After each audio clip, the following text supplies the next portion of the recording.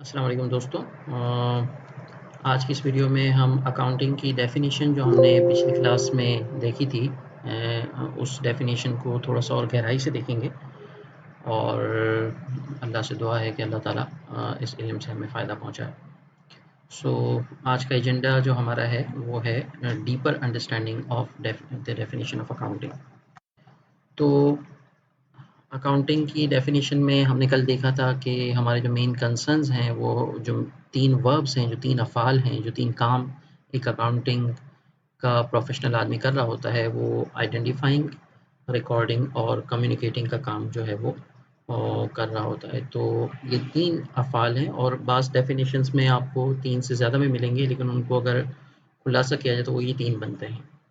इसमें इन 3 में जो रिकॉर्डिंग का काम है, ये रिकॉर्डिंग के काम को हम अमूमन अकाउंटिंग के शुरू के 3-4 चैप्टर्स के अंदर पढ़ाते हैं और इसको जैसे कि हमने पिछली डेफिनेशन में कहा था, इसको अकाउंटिंग साइकिल कहा जाता है। और ये अकाउंटिंग साइकिल ही पूरी अकाउंटिंग की बुनियाद है, अकाउंटिंग का कोर है और ये अकाउंटिंग साइकिल को समझने के अंदर जो है वो उसकी जो कॉन्सेप्चुअल अंडरस्टैंडिंग है वो अगर इस्टेब्लिश हो जाए, एक दफ़ा समझ में आ जाए तो बाकी सारी चीज़ें जो हैं वो निस्बतन आसान हो जाती हैं। तो इसी को समझने के अंदर ज़्यादा वक़्त और ज़्यादा जो है सलाहियतें जो है वो डिवोट करने की ज़रूरत है। इसके बाद जो तीसरा काम है वो कम्युनिकेशन का है कि जो भी हम रिकॉर्ड करते हैं, चूँकि रिकॉर्ड तो बहुत बड़ा होता है, बहुत ज़्यादा होता है, बाज़ दफ़ा बाज़ इदारों में, बाज़ कंपनीज़ में एक-एक दिन में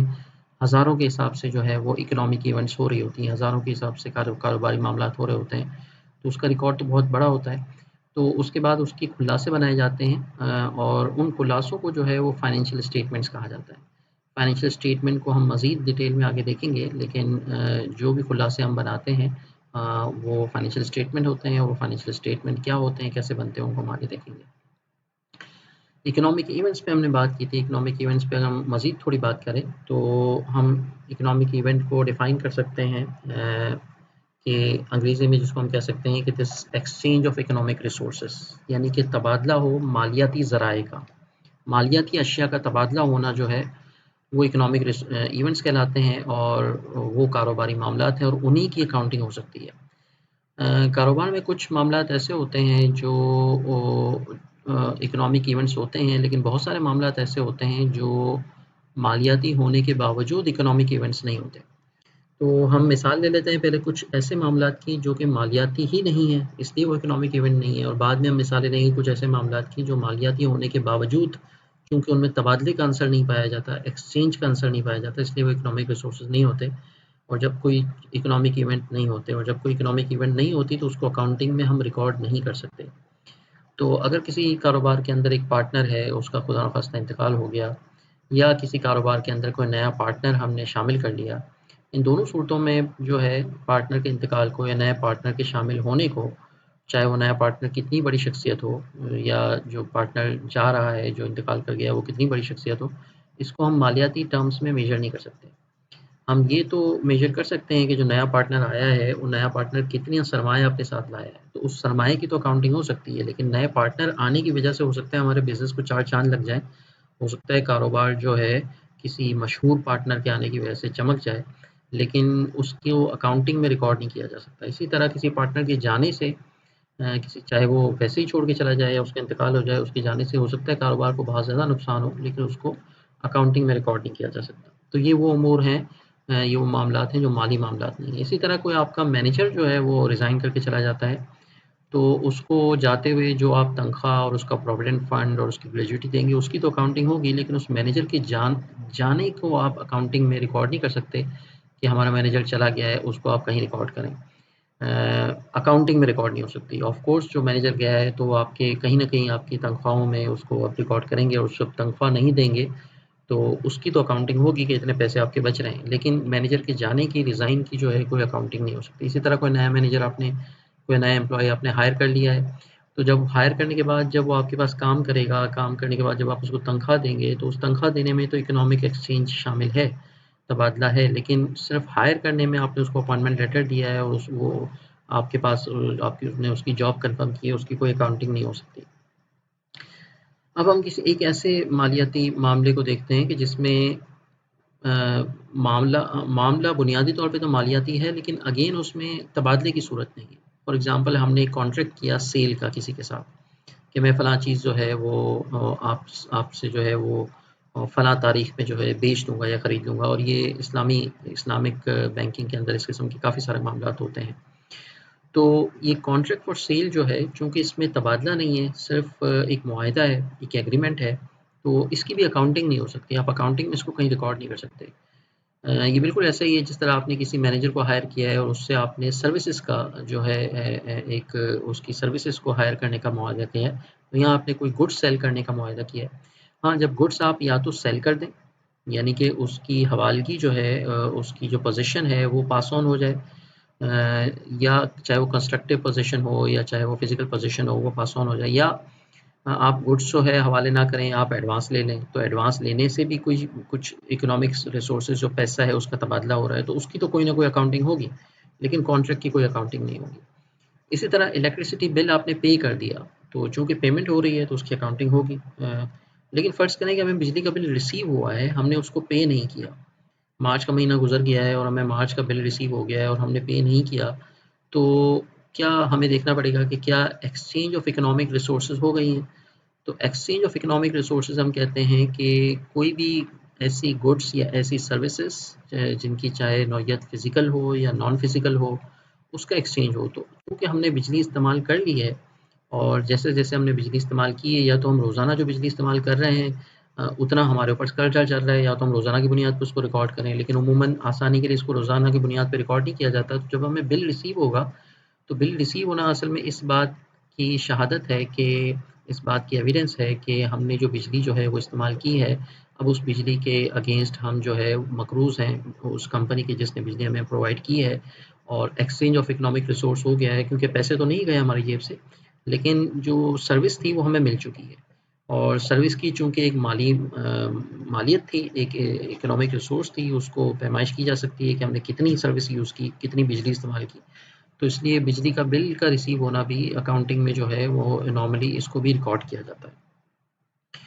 तो इस तरह और भी बहुत सारी मिसालें हम ले सकते हैं। तो यहाँ से एक चीज़ और पता चलती है कि अकाउंटिंग जो है वो लिमिटेड है। फॉर एग्ज़ाम्पल ये कॉन्ट्रैक्ट फॉर सेल है, हो सकता है ये बहुत अहम हो,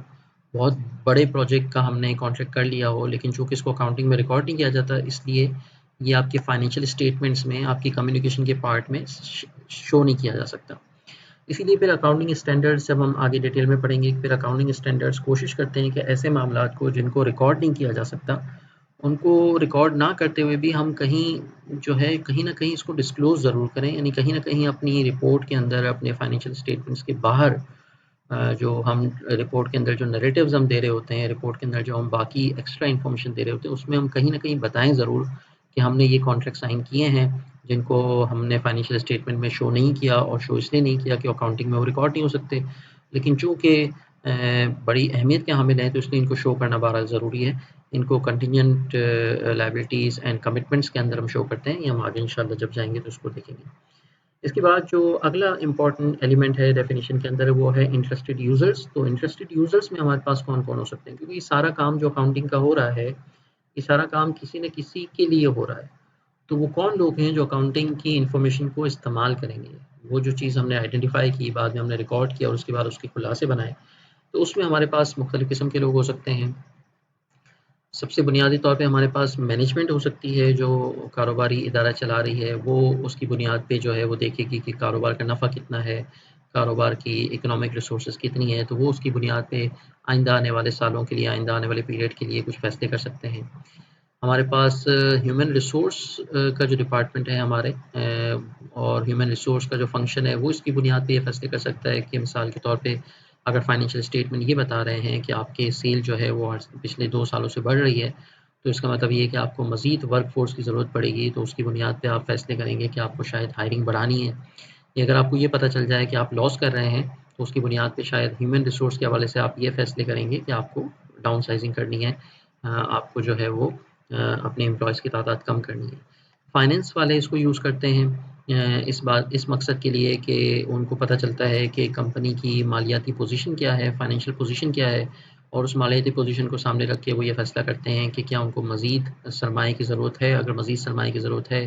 तो किस तरह से मज़ीद सरमाया हासिल किया जाए, उसके लिए जो भी शक्लें हैं कि क्या किसी पार्टनर को इनवाइट किया जाए या शेयर्स फ्लोट किए जाएँ या बैंक से लोन लिया जाए या इस्लामिक बैंक के पास जाया जाए। मार्केटिंग वाले जो है फाइनेंशियल स्टेटमेंट की बेस पे जो है वो ये डिसाइड करते हैं कि उनकी सेल के अंदर ग्रोथ कितनी है। अगर इनके पास 3-4 साल के फाइनेंशियल स्टेटमेंट हों, 3-4 पीरियड्स के फाइनेंशियल स्टेटमेंट्स हों, तो वो उसकी बेस पे अपना मार्केटिंग प्लान बना सकते हैं। अगर सेल गिर रही हैं तो वो अपनी मार्केटिंग कैंपेन को बदल सकते हैं, अगर सेल बढ़ रही है तो अपनी मार्केटिंग कैंपेन में इजाफा कर सकते हैं या उसको जिस तरह से भी उनको चेंज करना हो। मार्केटिंग अपना एक डोमेन है, अपनी एक स्पेशलाइज्ड नॉलेज है, तो वो भी फाइनेंशियल इंफॉर्मेशन को जो है वो यूज़ करते हैं। कस्टमर्स हमारे मिसाल के तौर पे हमारे इनकम स्टेटमेंट, हमारे फाइनेंशियल स्टेटमेंट देख के वो ये फैसला कर सकते हैं कि हमारे साथ कोई लॉन्ग टर्म एग्रीमेंट करें या ना करें। मिसाल के तौर पे एक ऐसा कस्टमर है जो हमसे एक ऐसी चीज़ खरीदना चाह रहा है जो उसको अगले 2 सालों के लिए चाहिए। तो वो हमारे फाइनेंशियल स्टेटमेंट देख के वो ये फैसला कर सकता है कि अगले 2 सालों के लिए वो हम पे भरोसा कर सकता है कि नहीं, कि हम अगर प्रॉफ़िटेबल हैं और अगले 2 सालों तक उसके ख़्याल में हम सर्वाइव कर सकते हैं, तो फिर वो हमसे मुआहदा करेगा। शायद वो, अगर हमारी पोज़ीशन अच्छी नहीं है, तो फिर वो शायद किसी ऐसे इदारे से मुआहदा करे जिसकी पोज़ीशन अच्छी है। एसईसी चूँकि प्रेज़ेंटेशन अमेरिकन बुक से ली गई है, अमेरिकन कॉन्टेक्स्ट में ली गई है और मैंने जानबूझ करके इसको मॉडिफ़ाई नहीं किया, ताकि हम कुछ वहाँ की टर्म्स और वहाँ के कॉन्टेक्स्ट से भी एक्सपोज़ होते रहें। ये सिक्योरिटीज़ एंड एक्सचेंज कमीशन है पाकिस्तान में, एससीसीपी कहलाता है, securities and exchange commission of Pakistan. के कारोबार के वो इदारे जो कंपनी की शक्ल में काम कर रहे होते हैं, उनको ये रेगुलेट करता है, उनकी कवानीन बनाता है और उन कवानीन पे बनाने के बाद उनकी, बनाता तो शायद नहीं है, लेकिन उस कवानीन पे अमल दरामद को जो है वो यकीनी बनाता है। तो वो जो है इन फाइनेंशियल स्टेटमेंट्स की बेस पे जो हम देते हैं, इनकी बेस पे डिसाइड करते हैं कि कंपनीज़ जो है उनकी जो है पोजीशन क्या है, वो क्या अपने शेयर होल्डर्स के लिए वो बाकायदा सही तरीके से काम कर रहे हैं, नहीं कर रहे हैं। फाइनेंशियल स्टेटमेंट में एक ऑडिटर रिपोर्ट भी होती है, हमने पिछली क्लास में इसको डिस्कस किया था, पिछले वीडियो में। तो वो ऑडिटर रिपोर्ट में अगर ऑडिटर ने कोई ऑब्जेक्शन लिखे हैं, तो वो इस बात को यकीनी बनाता है कि वो ऑब्जेक्शन जो है प्रॉपर्ली दूर हुए हैं। क्रेडिटर्स वो लोग हैं जो हमें उधार दे रहे होते हैं और वो हमारी कंपनी के फाइनेंशियल स्टेटमेंट्स देख के, हमारी कंपनी के अकाउंटिंग रिकॉर्ड्स देख के वो इस बात का फैसला करते हैं कि क्या हमें उधार दिया जा सकता है या नहीं। तो एक ऐसी कंपनी जो कि लॉस में जा रही है, जिसके फाइनेंशियल स्टेटमेंट में लॉस आ रहा है, तो उधार देने वाले उसको शायद उधार देते हुए जो है वो ज़्यादा सोचेंगे बनिस्बत एक ऐसी कंपनी के कि जो लॉस में नहीं है। लेबर यूनियंस, बड़ी कंपनी में लेबर यूनियंस भी होती हैं, वो अपने बोनसेस और अपने इंक्रीमेंट और अपने नए स्टाफ की हायरिंग और फायरिंग के जितने मामलात होते हैं, वो कंपनी के फाइनेंशियल स्टेटमेंट देख के जो है वो अपनी क्लेम्स रख सकते हैं। तो अगर फाइनेंशियल स्टेटमेंट ये बता रहे हैं कि कंपनी का प्रॉफिट बहुत अच्छा है, तो लेबर यूनियन की एक्सपेक्टेशन, उनकी तवक्कुआत भी बढ़ जाएंगी, उनकी डिमांड्स भी बढ़ेंगी। इन्वेस्टर्स ये बहुत अहम तबका है और कंपनीज़ के अंदर बतौर ख़ास हम देखेंगे कि इन्वेस्टर्स या शेयर होल्डर्स बड़ा अहम तबका है और ये फैसला करते हैं कि क्या कंपनी के शेयर्स जो है वो मज़ीद खरीदने चाहिए या जो शेयर्स रखे हुए हैं उनको बेच देना चाहिए या उनको रखना चाहिए। और जो नए इन्वेस्टर्स, पोटेंशियल इन्वेस्टर्स होते हैं, वो ये डिसाइड करते हैं कि क्या कंपनी की मालियाती पोजीशन और कंपनी की मालियाती कारकर्दगी ऐसी है कि नए शेयर्स लिए जाएँ। और आईआरएस जो है वो यूएस में टैक्सेशन का इदारा है, हमारे यहाँ इसके लिए एफबीआर इदारा है, तो वो ये जो है इस बात का तयन करते हैं कि कंपनी के प्रॉफिट्स क्या हैं और उस पे वो टैक्स लगा सकें। तो ये कुछ इंटरेस्टेड यूज़र्स हैं। और इसके बाद जो आखिरी चीज़ इस डेफिनेशन में है, और इसको हम ब्रॉडली हम 2 हिस्सों में डिवाइड कर सकते हैं। ये जो सफ़ेद वाले हैं, ये वो हैं जिसको हम कह सकते हैं कि ये एक्सटर्नल यूज़र्स हैं और जो ब्लू वाले हैं, ये वो हैं जो इंटरनल यूज़र्स हैं। ये कंपनी के अंदर के लोग हैं और ये कंपनी के बाहर के लोग हैं। तो दोनों जो है वो फाइनेंशियल इन्फॉर्मेशन को इस्तेमाल करते हैं। आखिरी चीज़ जो है वो इसमें ऑर्गेनाइज़ेशन का कॉन्सेप्ट है डेफिनेशन के अंदर, कि अकाउंटिंग जितनी भी हो रही है वो ऑर्गेनाइज़ेशन के लिए होती है। आप जब भी कोई फाइनेंशियल स्टेटमेंट देखेंगे तो उसमें सबसे टॉप पे जो नाम होगा वो उस किसी कंपनी या कारोबार के उस इदारे का नाम होगा जिसके लिए अकाउंटिंग हो रही है।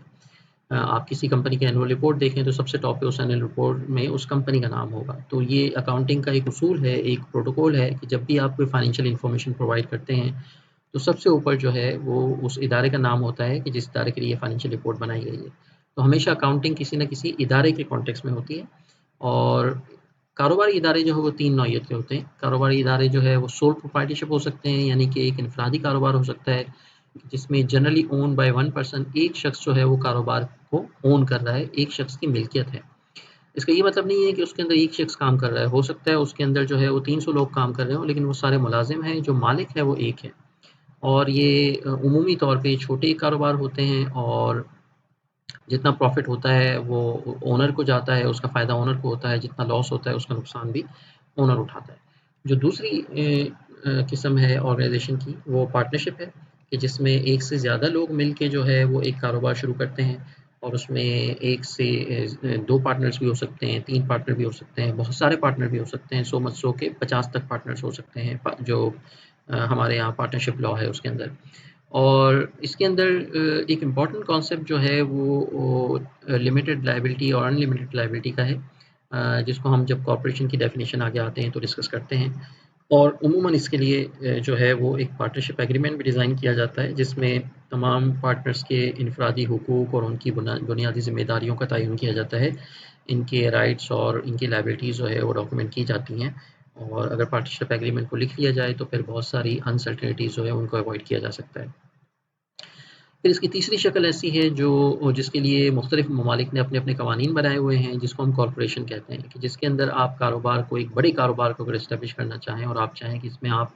बहुत सारे पार्टनर्स को इनवाइट कर लें, और पार्टनर्स जो है वो जब चाहे पार्टनर बन भी सकें और जब चाहे उस कंपनी की पार्टनरशिप छोड़ भी सकें, उस इदारे की पार्टनरशिप छोड़ भी सकें, तो उसके लिए एक कंपनी बनाई जाती है, उसके लिए कॉरपोरेशन बनाया जाता है, उसके लिए बाकायदा कवानीन होते हैं। और उसमें ये होता है कि ओनरशिप को छोटे छोटे शेयर्स में डिवाइड किया जाता है, यानी कि अगर कुल सरमाया जो है वो 1 लाख रुपए है तो 10-10 रुपए के 10,000 शेयर्स में उसको डिवाइड कर दिया जाता है, और फिर लोगों से जो है लोगों को उमूमी दावत दी जाती है, या खुसूसी तौर पे एक मखसूस ग्रुप ऑफ पीपल को दावत दी जा सकती है कि वो इसके शेयर्स खरीदें।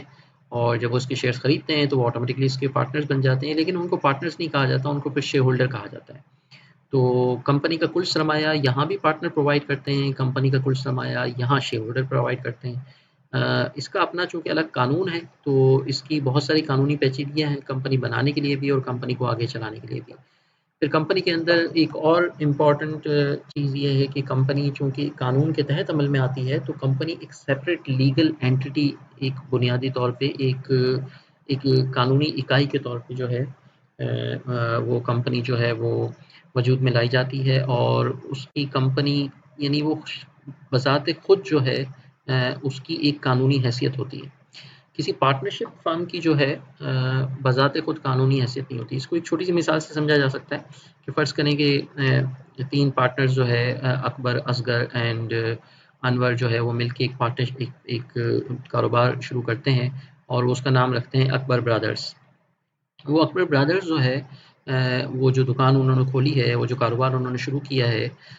वो उनकी अपनी अंडरस्टैंडिंग के लिए तो वो अकबर ब्रदर्स जो है उस कारोबार को चला भी सकते हैं, उसकी अकाउंटिंग भी कर सकते हैं। लेकिन कानूनी तौर पे अकबर ब्रदर्स का कोई वजूद नहीं होता, बल्कि कानूनी तौर पे अकबर ब्रदर्स को जब भी बुलाया जाएगा तो या तो अकबर को बुलाया जाएगा, या अनवर को बुलाया जाएगा, या असगर को बुलाया जाएगा, या इन तीनों में से तीनों को इकट्ठे या तीनों में से किसी एक को अलग-अलग बुलाया जाएगा। ये कानूनी तकाज़े कहाँ पेश आ सकते हैं? मिसाल के तौर पे कि इस अकबर ब्रदर्स का किसी दुकानदार से, किसी और कारोबार से कोई झगड़ा हो जाए और उस पे कोई कानूनी तौर पे केस करने की ज़रूरत पेश आ जाए, तो जो केस किया जाएगा वो अकबर के नाम पे किया जाएगा, या असगर या अनवर के नाम पे, या तीनों के नाम पे किया जाएगा। अकबर ब्रदर्स के नाम पे केस नहीं हो सकता। इसी तरह अकबर ब्रदर्स जो है वो कोई प्रॉपर्टी खरीदना चाहे, तो चूँकि उसकी अपनी कानूनी हैसियत नहीं है, तो प्रॉपर्टी अकबर ब्रदर्स के नाम पे नहीं खरीदी जा सकती, बल्कि प्रॉपर्टी या तो जॉइंटली अकबर अनवर असगर के नाम पे खरीदी जाएगी, या किसी एक के नाम पे खरीदी जाएगी। तो पार्टनरशिप जो है वो उसकी कारोबारी हैसियत जो है वो कानूनी हैसियत नहीं होती। अकाउंटिंग पर्पज़ के लिए तो वो एंटिटी होता है, लेकिन लीगल पर्पज़ के लिए वो एंटिटी नहीं होता। कॉर्पोरेशन जो है वो चूँकि एक अलग कानून के तहत वजूद में लाई जाती है, तो उसकी अपनी एक कानूनी हैसियत होती है, और वो ओनर से या शेयर होल्डर से मुख्तलिफ होती है। अकबर ब्रदर्स को जब भी बुलाया जाएगा तो असल में जवाब अकबर देंगे, या असगर देंगे, या अनवर देंगे। अकबर ब्रदर्स खुद कोई चीज़ नहीं है, लेकिन आईसीआई लिमिटेड को, या लकी सीमेंट लिमिटेड को, या for example Bata Pakistan limited को जब भी बुलाया जाएगा, तो चूँकि उसकी अपनी कानूनी हैसियत है, तो शेयर होल्डर्स जवाब नहीं देंगे, बल्कि उसके जो भी रिप्रेजेंटेटिव होंगे, चूँकि वो इंसान नहीं है, वो कुछ जवाब नहीं दे सकती, तो उसके कोई ना कोई रिप्रेजेंटेटिव्स होंगे, जिनको हम डायरेक्टर्स कहते हैं। तो वो डायरेक्टर्स उसको रिप्रेजेंट करेंगे, लेकिन वो डायरेक्टर्स भी अपनी capacity as a director represent करेंगे। वो खुद जो है वो बाटा पाकिस्तान नहीं होंगे, वो खुद लकी सीमेंट नहीं होंगे। तो ये कंपनी की अपनी कानूनी हैसियत होती है, और कंपनी की कानूनी हैसियत होने की वजह से कंपनी अपने नाम पे प्रॉपर्टी खरीद भी सकती है, जो किसी शेयर होल्डर के नाम पे नहीं होगी, उस पे किसी शेयर होल्डर का डायरेक्टली हक नहीं होगा। इसी तरह कंपनी अपने नाम पे जो है किसी को सू भी कर सकती है, यानी कि केस भी फाइल कर सकती है, उस कंपनी के ऊपर केस भी फाइल हो सकता है और वो केस शेयर होल्डर पे शुमार नहीं किया जाएगा। और इसके साथ साथ ही जो है लिमिटेड लायबिलिटी का कॉन्सेप्ट भी कंपनी में आता है कि कंपनी किसी वजह से अगर जो है हम पार्टनरशिप फर्म से लेते हैं कि अकबर ब्रदर्स किसी वजह से जो है वो कारोबार में नफ़ा ना कर पाए और उसने कर्ज़े भी लिए हों और उसके बाद वो कारोबार में लॉस करके बंद हो जाएँ, तो उनको अपनी पर्सनल पॉकेट से भी कर्ज़े अदा करना ज़रूरी है। वो ये नहीं कह सकते कि हमने कारोबार के लिए कर्ज़ा लिया था और चूँकि कारोबार में नफ़ा नहीं हुआ तो इसलिए अब हम कर्ज़े वापस नहीं कर सकते। ये प्ली उनसे एक्सेप्ट नहीं की जाएगी क्योंकि अकबर ब्रदर्स खुद कोई चीज़ नहीं है। कर्ज़ा जो लिया गया था वो या तो अकबर के नाम पे था या असगर के नाम पे था या अनवर के नाम पे था, या इन तीनों के नाम पे जॉइंटली था। तो इन तीनों को अपना मकान बेच के या अपने दूसरे पर्सनल असेट्स बेच के भी, अपनी प्रॉपर्टी बेच के भी कर्ज़ा उतारना पड़ेगा कानूनी तौर पे। हम सारी बात कानूनी तौर पे कर रहे हैं, अमली तौर पे हो सकता है बहुत सारी चीज़ें ना होती हों। तो कंपनी में ऐसा नहीं है। कंपनी में अगर किसी वजह से कंपनी जो है वो लॉस कर जाए और लॉस करने की वजह से वो जो कर्ज़े उसने लिए हों बैंकों से, वो कर्ज़े वापस ना दे पाए, तो कंपनी के शेयर होल्डर्स को जाके ये नहीं कहा जा सकता कि चूँकि आप कंपनी के ओनर हैं तो आप अपनी पर्सनल प्रॉपर्टी बेच के कर्ज़ा अदा करें। तो इस कॉन्सेप्ट को लिमिटेड लायबिलिटी कहा जाता है कि कंपनीज़ की जो लायबिलिटी है वो लिमिटेड होती है, यानी उनकी ज़िम्मेदारी जो है वो महदूद होती है, वो शेयर होल्डर्स पे पास ऑन नहीं होती। जबकि पार्टनरशिप फर्म के अंदर जो ज़िम्मेदारी जो है वो पार्टनरशिप फर्म की नहीं होती बल्कि इंडिविजुअल पार्टनर्स की होती है। सोल प्रोप्राइटरशिप फर्म में ज़िम्मेदारी इंडिविजुअल ओनर की होती है। कंपनी में ज़िम्मेदारी सिर्फ़ कंपनी की अपनी होती है। अगर कंपनी किसी वजह से लॉस करे और सारे अपने लोन पे ना कर पाए, तो शेयर होल्डर्स को, जो कि बुनियादी तौर पे तारुफ़ी तौर पे उसके पार्टनर्स ही हैं, उनको कॉल नहीं किया जाएगा उस लोन को पे ऑफ करने के लिए। तो इस हिसाब से देखा जाए तो बज़ाहिर ऐसा लगता है कि कंपनी एक रिस्की बिज़नेस है। यानी आप कंपनी के साथ बिज़नेस करें उधार पे और कंपनी नहीं दे पाए तो आपको पैसे नहीं मिलेंगे, जबकि आप पार्टनरशिप फर्म के साथ बिज़नेस करें और पार्टनरशिप फर्म अगर लॉस भी कर जाए तो आप पार्टनर से पैसे वसूल कर सकते हैं। लेकिन चूँकि ये सारी चीज़ें कवानीन के तहत हैं, तो कानून इतने मज़बूत हैं कि उमूमन कंपनी को क्रेडिट देना, कंपनी को उधार देना ज़्यादा मज़बूत समझा जाता है बनिस्बत किसी पार्टनरशिप फ़र्म को उधार देने से। कोई पार्टनरशिप फ़र्म, अकबर ब्रदर्स जो है वो उधार माल लेके गायब हो जाए तो उसको पकड़ना इतना आसान नहीं है, लेकिन कोई कंपनी जो है वो उधार माल लेके गायब नहीं हो सकती, क्योंकि वो कानूनी तौर पे रजिस्टर्ड है, उसकी सारी चीज़ें डॉक्यूमेंटेड हैं। तो वो जो है, और उसमें कोई एक आदमी नहीं है जो उसको चला रहा हो, तो इसलिए इसमें नॉर्मली इसको प्रैक्टिकली ज़्यादा सिक्योर तस्वुर किया जाता है। तो ये कुछ तस्वुरात थे अकाउंटिंग की डेफिनेशन के अंदर, जो आज की वीडियोज़ में हमने कवर किए। इंशाल्लाह अगले वीडियोज़ में हम आगे की बात करेंगे और अकाउंटिंग साइकिल पे बात करेंगे। अस्सलाम वालेकुम।